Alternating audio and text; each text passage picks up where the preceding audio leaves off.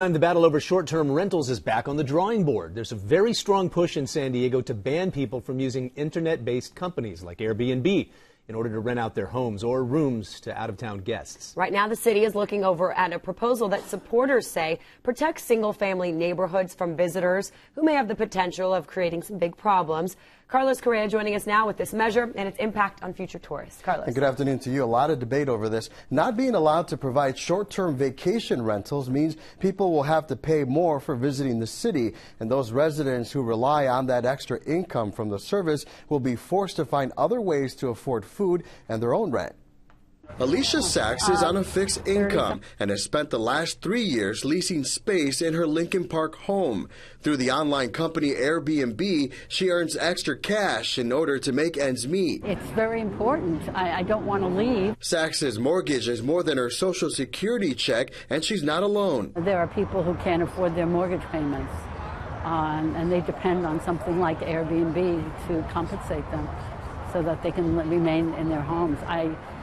At my age, I don't want to face having to move. It's very difficult. City leaders are reviewing a plan authored by City Council President Sherry Leitner that would ban home sharing and owner-occupied rentals altogether.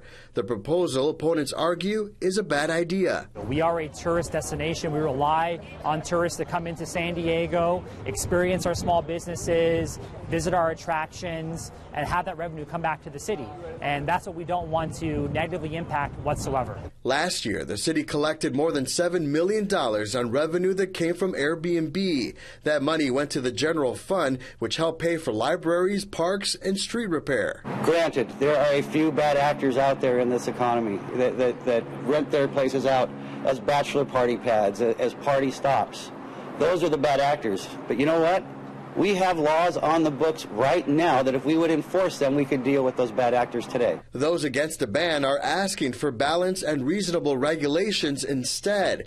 That includes more enforcement and fines up to $25,000 for people who are there to party and aren't as respectful of the neighborhood as those who live there. And in typical political bureaucratic fashion, we run to ban people's freedoms in the city of San Diego.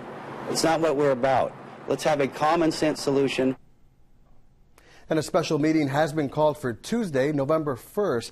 San Diego City Council members will hear both sides before voting whether or not to ban short-term vacation rentals. I'm Carlos Correa, CW6 News.